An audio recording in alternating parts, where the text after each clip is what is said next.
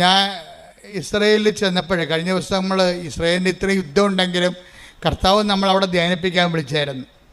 ഞാനപ്പോൾ കഴിഞ്ഞ ആഴ്ച ഈ സമയത്ത് ജെറുസലേമിൽ ധ്യാനിപ്പിച്ചുകൊണ്ടിരിക്കുകയാണ്. അപ്പം ജെറുസലേമിൽ ഞാൻ ചെല്ലുമ്പോൾ തന്നെ മലയാളികൾ എത്രയോ നൂറുകണക്കിന് മലയാളികളാണ് വരുന്നത്. അപ്പം ഞാൻ അവരെല്ലാവരോടും ധ്യാനത്തിൻ്റെ സമയത്ത് പറഞ്ഞു, അതായത് നമ്മൾക്ക് സമയത്ത് ഇപ്പം നിങ്ങൾ തന്നെ ഇവിടെ ഇസ്രയേലിലുള്ളവർ നിങ്ങളിപ്പോൾ പെട്ടെന്ന് ചിന്തിക്കുകയാണ്, ഇവിടെ എനിക്ക് ഭർത്താവിനെ കൊണ്ടുവരാൻ പറ്റത്തില്ലല്ലോ, മക്കളുമായിട്ട് വന്ന് കുടുംബമായിട്ട് ജീവിക്കാൻ പറ്റത്തില്ലല്ലോ, ന്യൂസിലൻഡിൽ പോയാൽ പറ്റുമല്ലോ എന്ന് പറഞ്ഞ് നിങ്ങൾ കെട്ടിയെടുത്ത് ന്യൂസിലൻഡിലേക്ക് പോകാം. അപ്പം അങ്ങനെ ന്യൂസിലൻഡിലേക്ക് പോകാൻ കൊണ്ട് കൈപൊക്കാൻ പറഞ്ഞപ്പോൾ കുറേ എണ്ണം കൈപൊക്കി. ഞാൻ പറഞ്ഞു, രണ്ടാമതൊന്ന് ചിന്തിക്കണേ, ഇവിടുന്ന് ചാടറാകുമ്പോൾ ഒന്ന് ചിന്തിക്കണം. എന്താ കാര്യം എന്ന് വെച്ച് കഴിഞ്ഞാൽ എല്ലായിടത്തും എല്ലാ നിയമങ്ങളും എപ്പോഴും മാറിക്കൊണ്ടിരിക്കും. അതെനിക്ക് ജെറുസലേമിൽ ചെന്നപ്പോൾ കർത്താവ് എനിക്കൊരു ഐഡിയ തന്ന്, നിയമം ഇങ്ങനെ ചാടാൻ കുറച്ച് നിപ്പുണ്ട്, നിയമങ്ങൾ മാറിയാൽ അവിടെയും ഇല്ല ഇവിടെയും ഇല്ലാത്ത രീതിയിൽ വരും. അതുകൊണ്ട് ഇപ്പം ഞാൻ പറഞ്ഞ് കൈവൊക്കെ അണ്ണന്മാരെല്ലാം പ്രാർത്ഥിക്കുക, കുറച്ച് പ്രാർത്ഥിച്ചിട്ട്. അപ്പോൾ എൻ്റെ കൂടെ ഒരു 10 ആ സമയത്ത് പള്ളിയല്ലായിരുന്നു, പൊതുവെ സാക്രിസ്റ്റി കുറച്ച് പേരെ ഉണ്ടായുള്ളൂ. ആ സമയത്ത് എൻ്റെ മനസ്സിൽ സംഭവം വന്നത് കാര്യം. അപ്പോഴേ ഇതോടുകൂടി ആൾക്കാർക്കൊരു വെളിവായി. എന്താ കാര്യം വെച്ച് കഴിഞ്ഞാൽ, ഇങ്ങനെ ചിന്തിച്ച്, അതായത് ഒരു തെറ്റായ തീരുമാനം ഉണ്ടായാൽ മതി, പ്രൊട്ടക്ഷൻ ഇല്ലെങ്കിൽ പണി കിട്ടും. എന്ന് വെച്ച് കഴിഞ്ഞാൽ നിങ്ങളെപ്പോഴെങ്കിലും ദൈവത്തിന് കൊടുക്കേണ്ട മഹത്വം ദൈവത്തിന് കൊടുക്കാതെ സ്വന്തം ഗമയാണെന്ന് വിചാരിക്കുകയോ, അല്ലെങ്കിൽ നിങ്ങളുടെ ബന്ധുക്കൾക്കോ പണത്തിനോ പാർട്ടിക്കോ പറമ്പിനോ പൊന്നിനോ ദൈവത്തിന് പകരം വെച്ചിട്ടുണ്ടെങ്കിൽ ഈ പാടിങ്ങനെ കിടക്കും. ഒറ്റടക്ക് പോകത്തില്ല ഈ സംഭവം. ഇത് എക്സിറ്റ് അടിച്ച് പോയിട്ടുണ്ടെങ്കിൽ ഏത് രാജ്യത്ത് പോലും നിങ്ങൾ എക്സിറ്റ് ആകും കമ്പ്യൂട്ടർ നോക്കുമ്പോൾ. അതുപോലെ നിങ്ങൾ ഒരിക്കൽ ദൈവത്തിന് പണി കൊടുത്തിട്ടുള്ളതാണ്. നിങ്ങളിപ്പോൾ അയ്യോ ഞാൻ സാക്ഷ്യം പറയത്തൊന്നുമില്ല, ഞാൻ ആൾക്കാർ കേൾക്കത്തില്ല, നാത്തുനുണ്ടാകും, ഇവിടെ അയൽവാസികളുണ്ടാകും, അവർ നാട്ടിൽ പോയി എന്ത് പറയാം എന്നെക്കുറിച്ച്, അപ്പം എനിക്ക് ഇങ്ങനെ പ്രശ്നം ഉണ്ടായെന്ന് അറിയത്തില്ലേ. അപ്പോൾ പ്രശ്നം ഉണ്ടായെന്ന് ആൾക്കാർ അറിയുകയും ചെയ്യരുത് എന്ന സൂത്രത്തെ അനുഗ്രഹം അടിച്ച് മാറ്റുകയും ചെയ്യണം എന്നാ പറഞ്ഞിരിക്കുന്ന സൂത്രക്കാരികളുണ്ട്. നിങ്ങളോടാണ് ഞാൻ പറയണത്. നിങ്ങൾ ഓടണത് വെയിൽ വരെയേ ഉള്ളൂ, ഓന്തുപോലെ തിരിച്ചു വരും സാധനം. എന്താ കാര്യം, തിരിച്ച് വരുമ്പോൾ ആദ്യം ഉണ്ടായിരുന്ന മോന്തം ഉണ്ടാകത്തില്ല. കുറച്ച് അയലൊക്കെ നൂലിൻ്റെ പെസ ഉണ്ടെന്ന് പറയും ഞങ്ങളുടെ നാട്ടിലൊക്കെ. എന്താ പറ്റുക വെച്ച് കഴിഞ്ഞാൽ ഇയാൾ ഇനി രണ്ടാമത്തെ ടെസ്റ്റ്, ഡബിൾ ടെസ്റ്റ് വരും. നീ ഫേക്കാണെന്ന് മനസ്സിലായ സ്ഥിതിക്ക് പിന്നെ 2 ടെസ്റ്റ്. ആൾക്കാർക്ക് എന്നാ പ്രശ്നം എന്നറിയാമോ, ആൾക്കാർ ഭയങ്കരമായിട്ട് ഉടമ്പടിയൊക്കെ എടുത്ത് കസറിക്കൊണ്ട് പ്രാർത്ഥിക്കും, എന്നാലും ഉള്ളിൽ വിശ്വസിക്കും. ഇതൊക്കെ എല്ലാവരും ഒക്കെ കുറച്ച് കഴിയുമ്പോൾ പറയേ, ഉടമ്പടി എടുത്തില്ലെങ്കിൽ എനിക്ക് കൊച്ചിനെ കിട്ടുമായിരുന്നു. ഇതൊക്കെ ദൈവത്തിന് അറിയാവേ. നീ മനസ്സിൽ വിചാരിക്കണത് തന്നെ. ടേക്ക് ദ ബെഡപ്പ് കൊണ്ട് 139 സങ്കീർത്തനം 1 മുതലുള്ള തിരുവചനങ്ങൾ. കർത്താവെ അവിടുന്ന് എന്നെ പരിശോധിച്ചറിഞ്ഞിരിക്കുന്നു. പണിയായി. എങ്ങനെയുണ്ട് ഏറ്റു പറഞ്ഞേ, കർത്താവേ അവിടുന്ന് എന്നെ പരിശോധിച്ച് അറിഞ്ഞിരിക്കുന്നു. ഞാൻ ഇരിക്കുന്നതും എഴുന്നേൽക്കുന്നതും അവിടുന്ന് അറിയുന്നു. എന്റെ വിചാരങ്ങൾ അവിടുന്ന് അകലെ നിന്ന് മനസ്സിലാക്കുന്നു. ക്യാമറ വെച്ചിരിക്കുകയാണ് ഇവിടെ, കണ്ടതില്ലേ? ക്യാമറ ഇപ്പോഴല്ല മനുഷ്യൻ കണ്ടുപിടിച്ചത്. ദൈവത്തിന് പണ്ടേ സംഭവമുണ്ട്. ഞാൻ നിന്റെ മൂമെൻറ്റ്സുകൾ അകലെ നിന്ന് വീക്ഷിച്ചുകൊണ്ടിരിക്കുകയാണെന്ന് പറഞ്ഞത്. അപ്പോൾ എന്ന് വെച്ച് കഴിഞ്ഞാൽ എൻ്റെ അർത്ഥം എന്ന് വെച്ച് കഴിഞ്ഞാൽ, നിങ്ങളെ പല ആൾക്കാരും ദൈവത്തെ വിശ്വസിക്കുന്നുണ്ടെങ്കിലും കുറച്ച് കഴിയുമ്പോൾ, നിങ്ങൾ ഒരു 5-6 മാസം കഴിയുമ്പോൾ നിങ്ങൾ സാക്ഷ്യം പറഞ്ഞാൽ പോലും നിങ്ങൾ പറയും, അതിപ്പോൾ അത് മറ്റു തരത്തിൽ നടക്കുമായിരുന്നു. ഇപ്പം ഞാൻ ഉടമ്പടി എടുത്തില്ലെങ്കിൽ ചിട്ടി വീഴുമായിരുന്നു, ഞാൻ ഉടമ്പടി എടുത്തില്ലെങ്കിലും ആ സ്ഥലം വിറ്റു പോകുമായിരുന്നു. എൻ്റെ പൊന്നു മകനെ ഇങ്ങനെ എങ്ങാനും വിചാരിച്ചാൽ അതിൻ്റെ അർത്ഥം എന്താണ്? നീ ഇത്രയും നാളെ കാട്ടിക്കൂട്ടിയതും എല്ലാം അണ്ടർ എസ്റ്റിമേറ്റ് ആയി സാധനം. ഇനി ഏത് കാലത്ത് നിനക്ക് ദൈവത്തിൻ്റെ അടുത്ത് വരാൻ പറ്റും? പല സമയത്ത് നിന്ന് എളിഞ്ഞു നിന്ന് കർത്താവിൻ്റെ മുമ്പിൽ പറഞ്ഞതാണ് ദൈവമാണ് എന്നെ സഹായിച്ചതെന്ന്. ഇതിൽ ആ പ്രാർത്ഥനയുടെ കെട്ട് വിട്ടപ്പോൾ നീ തനി നിറം കാണിക്കും. അതിപ്പോൾ അല്ലെങ്കിൽ ഞാൻ ജയിക്കുമായിരുന്നു, ഞാൻ കുറേ കഷ്ടപ്പെട്ടതല്ലേ. അതായത് ഒരിക്കലും നിങ്ങൾക്ക് പറ്റിക്കുന്ന അബദ്ധം എന്തറിയാവോ? സാക്ഷ്യം പറയുന്നവന് 10 മാർക്ക്. ഇനി ഈ സാക്ഷ്യം പ്രതിസാക്ഷ്യമാകും, കൗണ്ടർ വിറ്റ്നസിങ്ങും ആകും, അതിന് 20 മാർക്ക് നെഗറ്റീവാണ്. എന്താ കാര്യം? നിങ്ങളിപ്പം മകള് ജയിച്ചു, IELTS ജയിച്ചു, അല്ലെങ്കിൽ അവൾ റാങ്ക്, അവൾക്ക് MBBS അഡ്മിഷനുള്ള റാങ്ക് ലിസ്റ്റിൽ കയറി. ഇപ്പം നിങ്ങൾ പറയും ഞങ്ങൾ ഉടമ്പടി എടുത്തു, പത്രം കൊടുത്തു, പിന്നെ അവിടെ കൊണ്ട് ഉപ്പിട്ട് പ്രാർത്ഥിച്ചു, ദൈവം ഞങ്ങളെ സഹായിച്ചു എന്ന് പറയും. ഇപ്പം പറയും. ഒരു കൊല്ലം കഴിയുമ്പോൾ ഈ തള്ള തന്നെ നാക്കുകൊണ്ട് പറയും, അല്ലെങ്കിൽ ഞാൻ കുഞ്ഞുനാൾ മുതലേ അവളുടെ കൂടെ ഇരുന്ന് പഠിപ്പിച്ചതാണ് അവളെ. ഞങ്ങളൊരു കാറ്റക്കിസത്തിന് പോലും വിടാതെ തന്നെ പഠിപ്പിച്ചിരിക്കുന്നത്. അത് അവൾക്കറിയാം. അതൊക്കെ തന്നെ അപ്പം തന്നെ കൗണ്ടായിപ്പോയി. പിന്നെ ഈ സാധനം ഇനി നാളെ പോയി ദൈവത്തിനെ മറന്ന് അമ്മയും മകളെ പഠിപ്പിച്ചിരിക്കണം. കാരണം ഇവൾ ആരെങ്കിലും വിശ്വാസം നടക്കാത്തവനെ ലൈൻ അടിച്ചിട്ട് അവസാനം വിശുദ്ധിയില്ലാത്ത വിശ്വാസമില്ലാത്ത കുഞ്ഞിനെ പ്രസവിക്കും. അതെന്താ ഈ അമ്മ വരുത്തി വെച്ചിരിക്കുന്ന സംഭവമാണിതല്ല. ദൈവത്തെ മറന്ന് മക്കളെ കാറ്റക്കിസത്തിന് പോലും വിടാതെ 1-ാം സ്ഥാനം പഠനത്തിന് കൊടുത്ത് ഉണ്ടാക്കലാണ് കാണിച്ചിരിക്കുന്നത്. ഒന്നും ഉറങ്ങിയ നേരം വിളിക്കത്തില്ല. ദൈവത്തിൻ്റെ മുമ്പിലാണ് നിങ്ങൾ കളിക്കണമെങ്കിൽ നിങ്ങളെപ്പോഴും വിചാരിക്കണം എന്താണ്?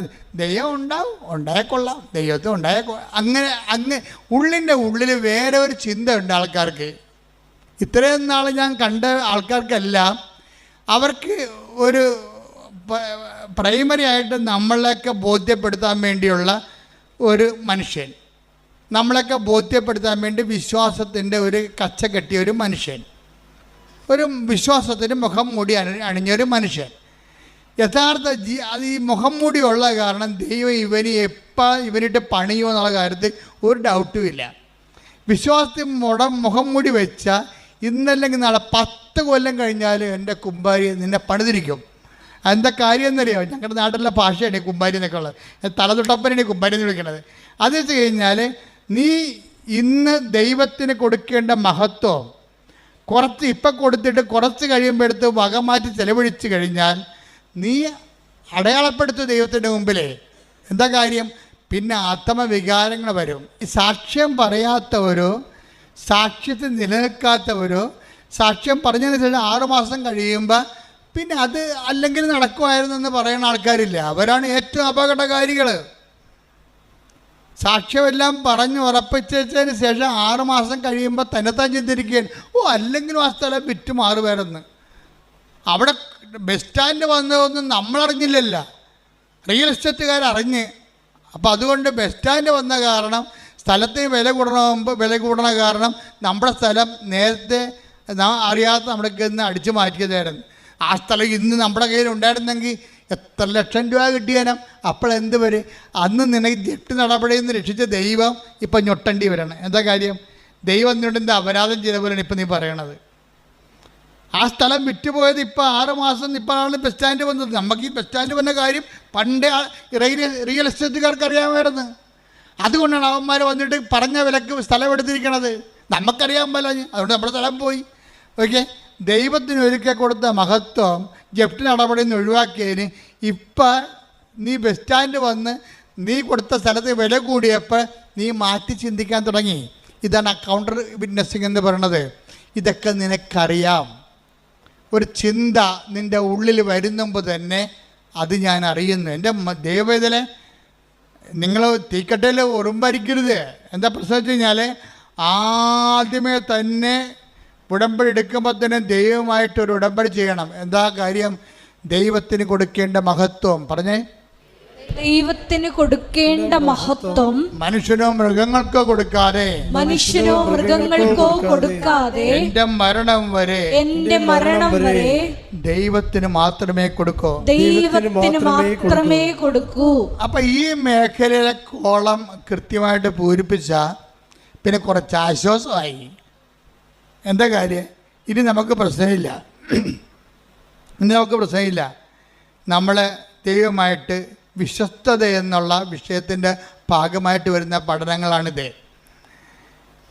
ഉടമ്പടി എടുത്തതിന് ശേഷം, സാക്ഷ്യം പറഞ്ഞതിന് ശേഷം, പിന്നെ 6 മാസം കഴിയുമ്പോൾ സാക്ഷ്യം മറിച്ച് ചിന്തിക്കുമ്പോൾ അവിശ്വസ്തതയാണ് അവിടെ വരണത്. അപ്പം അത് വിശ്വസ്തതയിൽ ഉടമ്പടിയുടെ കാര്യത്തിൽ വിശ്വസ്തത മരണം വരെയാണ് വരണത്. അപ്പം അങ്ങനെ വരുമ്പോഴെന്ന് വെച്ച് കഴിഞ്ഞാൽ ദൈവം ഒരാളെ വിശ്വസിച്ച് പോയാൽ അയാളുടെ ക്വാളിറ്റി ആയിരിക്കും അത്.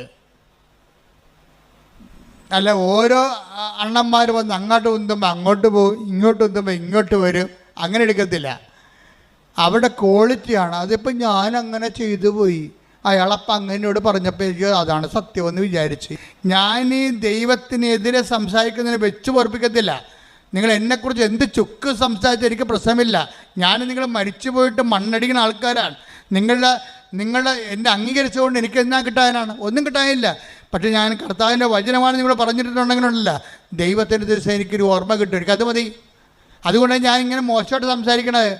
ജനങ്ങളെ വിശുദ്ധീകരിക്കാനും ശക്തീകരിക്കാനും മരണം വരെ ദൈവത്തിൻ്റെ തിരുസന്നിധി കർത്താവിൻ്റെ വിശുദ്ധമായ രക്തത്തെ വീണ്ടെടുക്കപ്പെട്ട ദൈവത്തിൻ്റെ അവകാശമായി നിങ്ങളെ സംരക്ഷിക്കാനുള്ള ബാധ്യതയ്ക്കാണ് ഈ പട്ടം മേടിച്ചിരിക്കുന്നത്.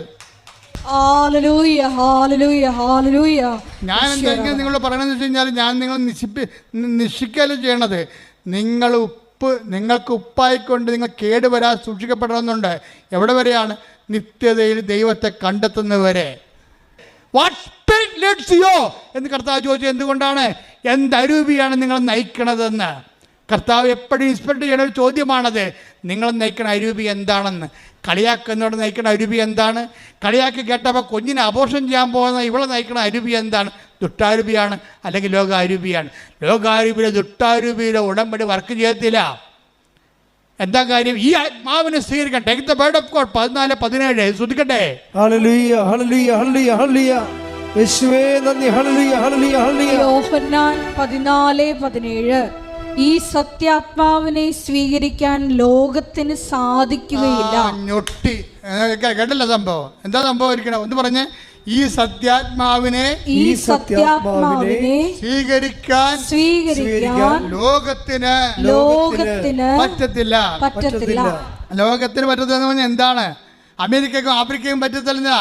ലോകാരൂപിയാൽ നയിക്കപ്പെടുന്നവർക്ക് കർത്താവിൻ്റെ പരിശുദ്ധാത്മാവ് സ്വീകരിക്കാൻ പറ്റത്തില്ല. പരിശുദ്ധാത്മാവ് ഉണ്ടെങ്കിൽ അത് സാക്ഷ്യത്തിൻ്റെ ആത്മാവാണ്. കർത്താവിൻ്റെ മനുഷ്യരുടെ മുമ്പിൽ എന്നെ ഏറ്റു പറയുന്നവനെ 10:32 എടുത്ത് 10:32 മനുഷ്യരുടെ മുമ്പിൽ എന്നെ ഏറ്റുപറയുന്നവനെ എന്റെ സ്വർഗസ്ഥനായ പിതാവിന്റെ മുമ്പിൽ ഞാനും ഏറ്റുപറയും. അപ്പൊ ഏറ്റുപറയുന്ന ആത്മാവ് എന്താണ്? പരിശുദ്ധാത്മാവാണ്. കർത്താവിൻ്റെ പരിശുദ്ധാത്മാവിന് ഏറ്റുപറയാത്തൊരു ആത്മാവാണ് നിനക്കുള്ളതെങ്കിൽ അത് ലോകത്തിൻ്റെ ആത്മാവാണ്. ലോകത്തിൻ്റെ ആത്മാവിൻ്റെ ആരാധ്യ പുരുഷൻ ആരാണ്? നീയോ അല്ലെങ്കിൽ നീ ആരാധിക്കുന്ന വ്യക്തികളോ സമൂഹമോ ആയിരിക്കും. നിന്റെ കർത്താവായ ദൈവം ഞാനാകുന്നു, ഞാനല്ലാതെ മറ്റൊരു ദൈവം നിനക്കുണ്ടാവരുമെന്ന് പറയുമ്പോൾ ഈ മറ്റൊരു ദൈവത്തിൻ്റെ ഉള്ളിൽ ഈ മറ്റു മനുഷ്യരും സമൂഹം ഉണ്ടാകുന്നുണ്ട്, അതിൽ പാർട്ടി ഉണ്ടാകുന്നുണ്ട്, അതിൽ നിന്റെ സുഹൃത്തുക്കൾ ഉണ്ടാകുന്നുണ്ട്, നിൻ്റെ കൂട്ടുകാരുണ്ടായിരുന്നു. അവരെന്ത് വിചാരിക്കുന്ന, നാട്ടുകാരെന്ത് പറയുമെന്ന് നീ പറയുന്നുണ്ടെങ്കിൽ എൻ്റെ ദൈവ പൈതലെ നീ ജീവിക്കുന്നത് ലോകാരൂപിയാലാണ്. ലോകാരൂപിയെ നയിക്കപ്പെടുന്നവർക്ക് ദൈവത്തിൻ്റെ ആത്മാവിനെ സ്വീകരിക്കാൻ സാധ്യമല്ലെന്നാണ് 14:17 പറയുന്നുണ്ടെങ്കിൽ ആരാണ് ദൈവത്തിൻ്റെ ആത്മാവ് നയിക്കപ്പെടുന്നത്? അത് റോമ 8:14 എടുത്ത് ശ്രദ്ധിക്കട്ടെ. ഹല്ലേലൂയ ഹല്ലേലൂയ ഹല്ലേലൂയ ഹല്ലേലൂയ യേശുവേ നന്ദി. ഹല്ലേലൂയ ഹല്ലേലൂയ ഹല്ലേലൂയ. റോമ 8:14 ദൈവാത്മാവിനാൽ നയിക്കപ്പെടുന്നവരെല്ലാം ദൈവത്തിന്റെ പുത്രന്മാരാണ്. ഒന്നിന് പറയുക, ദൈവാത്മാവിനാൽ നയിക്കപ്പെടുന്നവരെല്ലാം ദൈവത്തിന്റെ പുത്രന്മാരാണ്. എന്റെ ദൈവ പൈതലിനുള്ളത് അധികാരമാണ്. ദൈവ പൈതലിനുള്ളത് ശക്തിയാണ്. ശക്തിയും അധികാരം ലഭിക്കുമ്പോഴാണ് ഇങ്ങനെയുള്ള തിന്മകളുടെ മേൽ നമുക്ക് ആധിപത്യം ഉണ്ടാകാൻ പറ്റണത്. അപ്പം നമ്മുടെ ഉടമ്പടിയുടെ ആത്യന്തികമായ ലക്ഷ്യമെന്താണ്? ദൈവാത്മാവ് നയിക്കപ്പെടുക, ദൈവത്തിൻ്റെ മക്കളാകുക. ദൈവത്തിന് മക്കളായിക്കൊണ്ട് ദൈവമക്കളുടെ അധികാരം നേടുക, കഴിവ് നേടുക. അതല്ലേ യോഹന്നാൻ 1:12 എടുത്ത് ശ്രുതികടലിയ ഹല്ലേലൂയ ഹല്ലേലൂയ ഹല്ലേലൂയ ഹല്ലേലൂയ യേശുവേ നന്ദി. ഹല്ലേലൂയ ഹല്ലേലൂയ ഹല്ലേലൂയ. യോഹന്നാൻ 1:12 തന്നെ സ്വീകരിച്ചവർക്കെല്ലാം തന്റെ നാമത്തിൽ വിശ്വസിക്കുന്നവർക്കെല്ലാം ദൈവമക്കളാകാൻ അവൻ കഴിവ് നൽകി. ആ വചനം യോഹന്നാൻ 1:12 എന്താ പറയണത്? തന്നെ സ്വീകരിച്ചവർക്കെല്ലാം പറഞ്ഞേ, തന്നെ സ്വീകരിച്ചവർക്കെല്ലാം തന്റെ നാമത്തില് വിശ്വസിക്കുന്നവർക്കെല്ലാം തന്റെ നാമത്തില് വിശ്വസിക്കുന്നവർക്കെല്ലാം തന്റെ നാമത്തില് വിശ്വസിക്കുന്നവർക്കെല്ലാം ദൈവമക്കളാകാനുള്ള കഴിവ് നൽകി. കൈയടിക്കട്ടെ, ശ്രുതിക്കട്ടെ. ഹല്ലേലൂയ ഹല്ലേലൂയ ഹല്ലേലൂയ ഹല്ലേലൂയ യേശുവേ ഹല്ലേലൂയ ഹല്ലേലൂയ ഹല്ലേലൂയ. എൻ്റെ പേര് ബിന്ദു. ഞാൻ തൃശ്ശൂർ ഇരിഞ്ഞാലക്കുടയിൽ നിന്നാണ് വരണേ.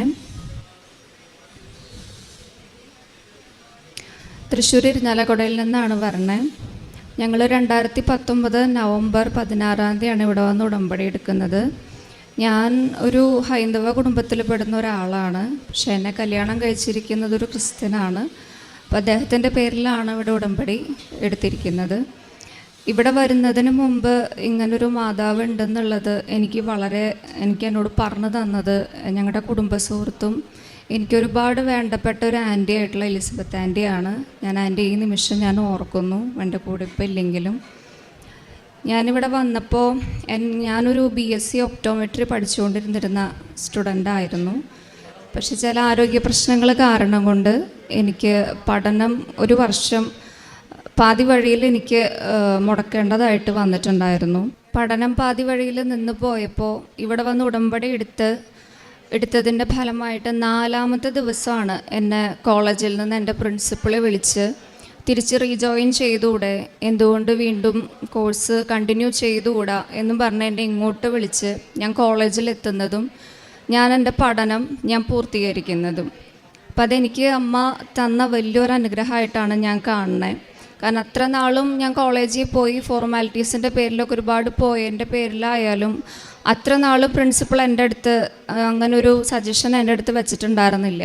പക്ഷെ ഇവിടെ ഉടമ്പടി എടുത്തതിൻ്റെ ഫലമായി 4ാമത്തെ ദിവസമാണ് എന്നെ മാം തിരിച്ച് വിളിച്ച് എന്നോട് പറയുന്നത് ചെയ്തുകൂടെ എന്നുള്ളത്. അത് വലിയൊരു അനുഗ്രഹമായിട്ട് ഞാൻ കാണുന്നു. 2ാമത്തെ കാര്യം, എൻ്റെ കോഴ്സിൻ്റെ ഇടയിൽ തന്നെ എനിക്കൊരു അരിയർ ഉണ്ടായിരുന്നു.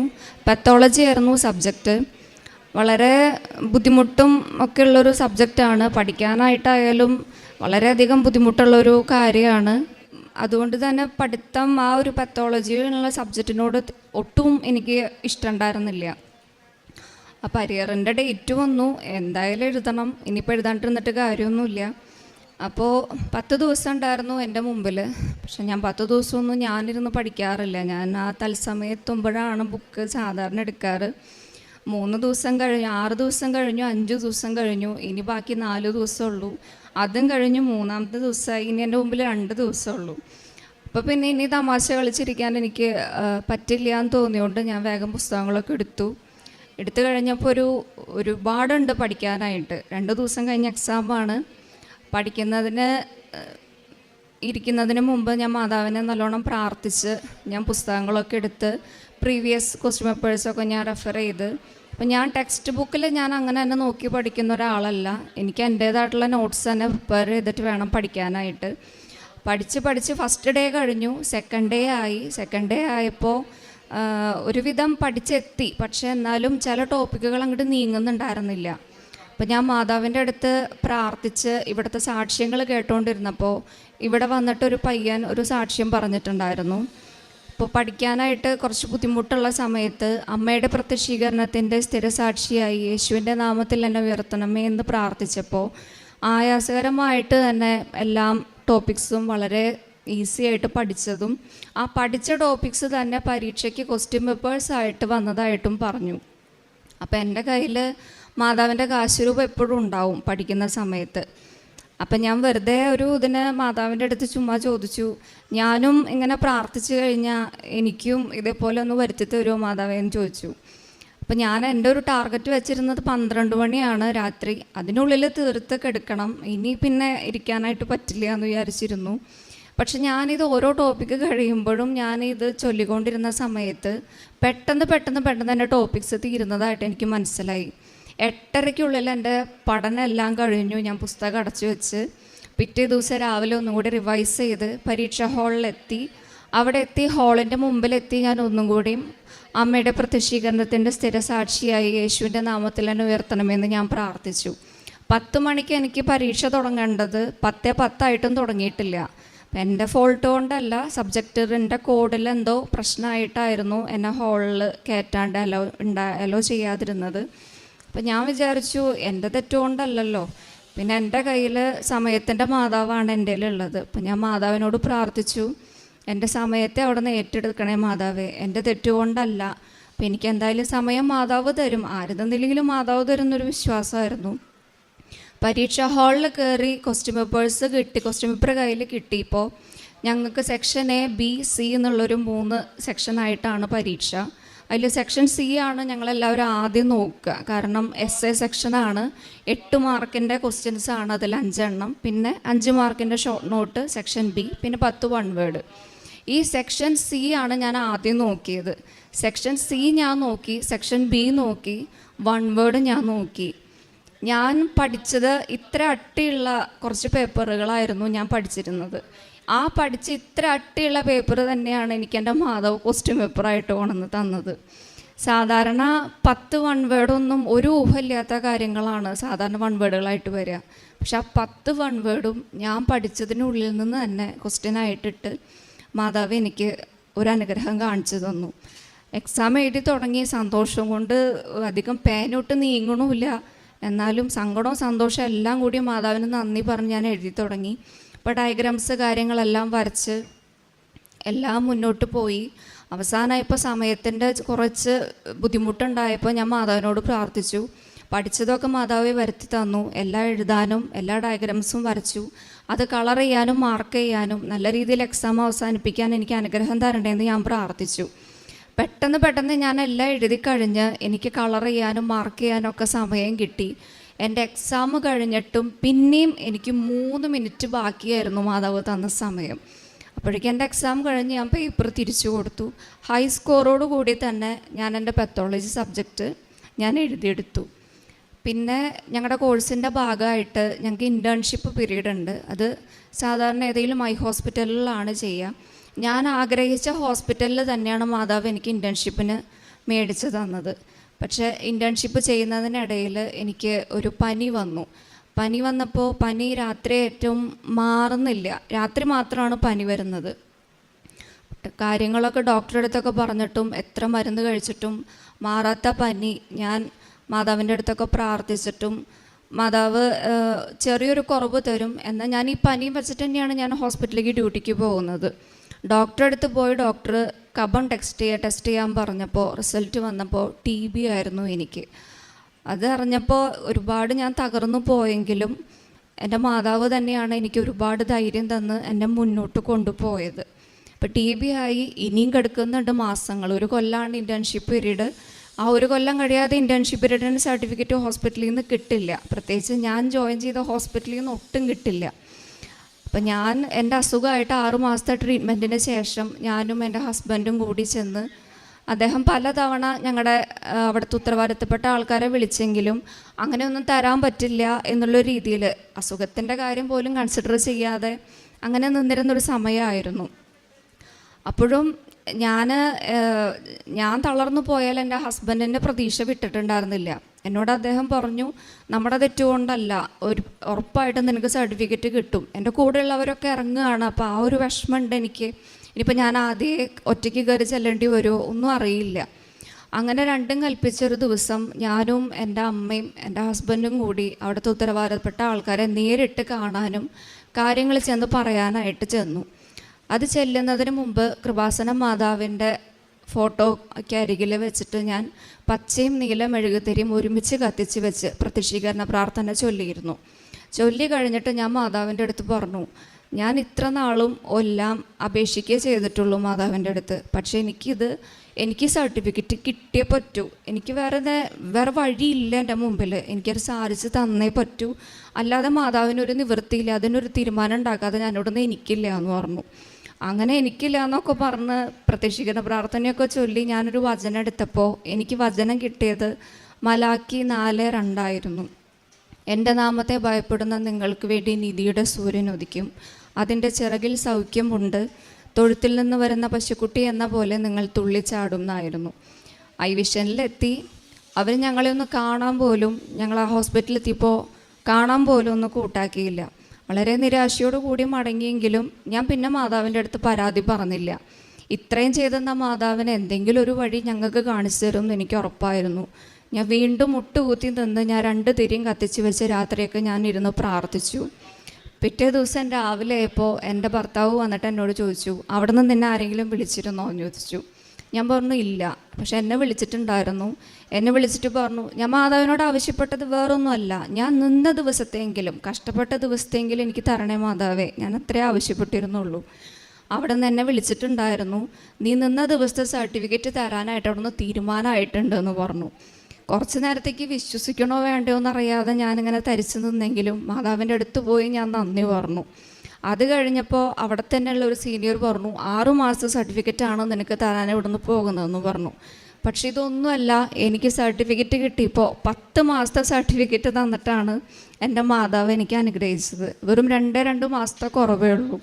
അത് ഏതെങ്കിലും ഒപ്റ്റിക്കൽസിൽ പോയി എനിക്ക് നേടിയെടുക്കാവുന്നേ ഉള്ളൂ. അതിനുശേഷം പിന്നെ ഞങ്ങളുടെ ഒരു ആഗ്രഹമായിരുന്നു ഞങ്ങൾക്കൊരു കുഞ്ഞ്. അപ്പോൾ കുടുംബത്തെ ആരോഗ്യ പ്രശ്നങ്ങളും എൻ്റെ അമ്മയ്ക്ക് വയ്യാത്തൊരാളായ കാരണം കൊണ്ട് അതിൻ്റെ ഇടയിൽ ഒരു കുഞ്ഞിനെ കൊണ്ടുവരാനായിട്ട് ഞങ്ങൾക്ക് ഒട്ടും ഒരു ഇതുണ്ടായിരുന്നില്ല. ഇവിടെ വന്നപ്പോൾ എനിക്കും എൻ്റെ അമ്മയ്ക്കും എൻ്റെ ഹസ്ബൻഡിനും ഞങ്ങൾക്ക് 3 പേർക്കും ഒരേപോലെ ആഗ്രഹം തോന്നി തുടങ്ങി, ഇനി ഒരു കുഞ്ഞു വേണം, എന്തായാലും വേണം. പക്ഷെ നമ്മൾ വിചാരിക്കുമ്പോൾ കിട്ടണം എന്നില്ലല്ലോ, മാതാവും കൂടെ വിചാരിക്കണ്ടേ. ഇവിടെ വന്ന് 2ാമത് ഉടമ്പടി പുതുക്കി ഈ ഒരു നിയോഗം വെച്ചു, ഞങ്ങൾക്കൊരു കുഞ്ഞിനെ തന്ന് അനുഗ്രഹിക്കണമെന്ന് നിയോഗം വെച്ചു. ആ വച്ചതിൻ്റെ 10ാം ദിവസമാണ് ഞാൻ പ്രഗ്നൻ്റ് ആണെന്ന് ഞാൻ അറിയുന്നത്. ഇപ്പോൾ ഞാൻ 5 മാസം ഞാൻ പ്രഗ്നൻ്റ് ആണ്. ഏറ്റവും വലിയ അനുഗ്രഹം തന്നിട്ട് എൻ്റെ മാതാവ് ഞങ്ങളെ അനുഗ്രഹിച്ചിട്ടുണ്ട്. പിന്നത്തെ ഒരു അനുഗ്രഹം എന്ന് പറഞ്ഞു കഴിഞ്ഞാൽ എൻ്റെ അമ്മയുടെ ഒരു സ്ഥലം വിൽക്കാണ്ടിരുന്നിരുന്നൊരു സ്ഥലമാണ്. അപ്പോൾ സാധാരണ ഞങ്ങളുടെ ഇടയിൽ ഞങ്ങളുടെ തറവാട്ടിലത്തെ ആൾക്കാർ തന്നെ എടുത്താലാണ് ഏറ്റവും നന്നായിട്ട് പോവുക എന്നുള്ളൊരു വിശ്വാസമുണ്ട് ഞങ്ങൾക്ക്. അപ്പോൾ പലതവണ അമ്മയുടെ ആങ്ങളുടെ അടുത്ത് പറഞ്ഞിട്ടും അദ്ദേഹം ഒട്ടും തയ്യാറാവാറുണ്ടായിരുന്നില്ല. അദ്ദേഹത്തിന് ഇപ്പോൾ എടുക്കാൻ മനസ്സില്ല. അങ്ങനൊരു ഇതായിരുന്നു. അമ്മയുടെ ട്രീറ്റ്മെൻറ്റും കാര്യങ്ങളൊക്കെ ആയിട്ട് ഒരുപാട് ചിലവ് കാര്യം വരുന്നതുകൊണ്ട് തന്നെ ഞങ്ങൾക്കായിരുന്നു ഒരുപാട് തിടുക്കം, അത് വിൽക്കണം. പക്ഷേ ഒരു തരത്തിലും ഞങ്ങളോട് അതെടുക്കും എന്നൊരു വാക്കോ ഒന്നുമില്ല, ആർക്കാ വേണ്ടതെന്ന് വെച്ചാൽ കൊടുത്തോളാൻ, അങ്ങനത്തെ ഒരു രീതി വരെ ഞങ്ങളോട് പറഞ്ഞു.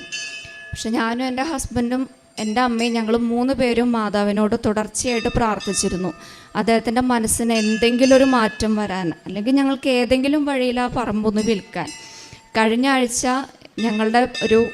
എൻ്റെ ഒരു ബന്ധു തന്നെ ഞങ്ങളെ വിളിച്ചിട്ട് പറഞ്ഞു, അദ്ദേഹം ആ പറമ്പ് എടുക്കാനായിട്ട് തയ്യാറായിട്ടുണ്ട്, ഇനി അധികം വൈകാതെ തന്നെ മുന്നോട്ട് പൊക്കോളും എന്ന് പറഞ്ഞു.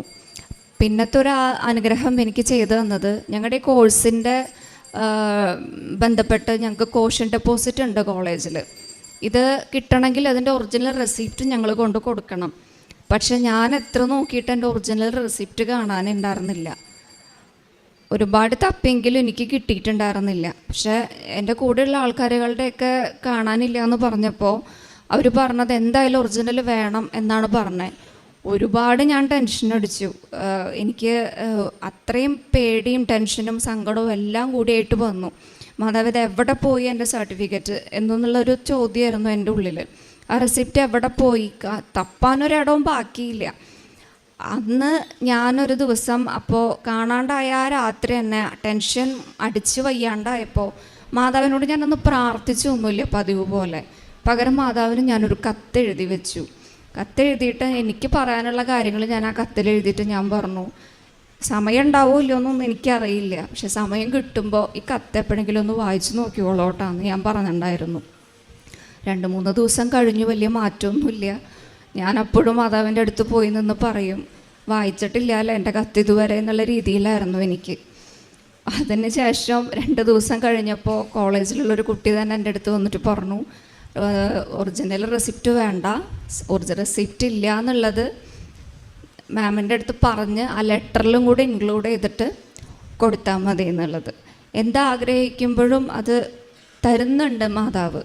ഒരു 1 തൊട്ട് 10 വരെയാണ് ഒരു മനുഷ്യൻ്റെ ലെവലെങ്കിൽ, ഒന്നുകിൽ 8 അല്ലെങ്കിൽ 1. ഒരിക്കലും എന്നെ 0യിലേക്ക് മാതാവ് ഇട്ടിട്ടില്ല. അത്രയും നന്ദി, എത്ര നന്ദി പറഞ്ഞാലും എനിക്ക് ഈ അൾത്താരയിൽ വന്ന് നിന്ന് സാക്ഷ്യം പറയണമെന്ന് എൻ്റെ ഏറ്റവും വലിയൊരു മോഹമായിരുന്നു. ഒരുപാട് സ്വപ്നങ്ങളിൽ ഞാൻ ഒരുപാട് തവണ സ്വപ്നം കണ്ടിട്ടുള്ളൊരു കാഴ്ചയാണ് ഞാനിപ്പോൾ നിൽക്കുന്നത്. ഇവിടെ നേരിട്ട് വന്ന് സാക്ഷ്യം പറയണം.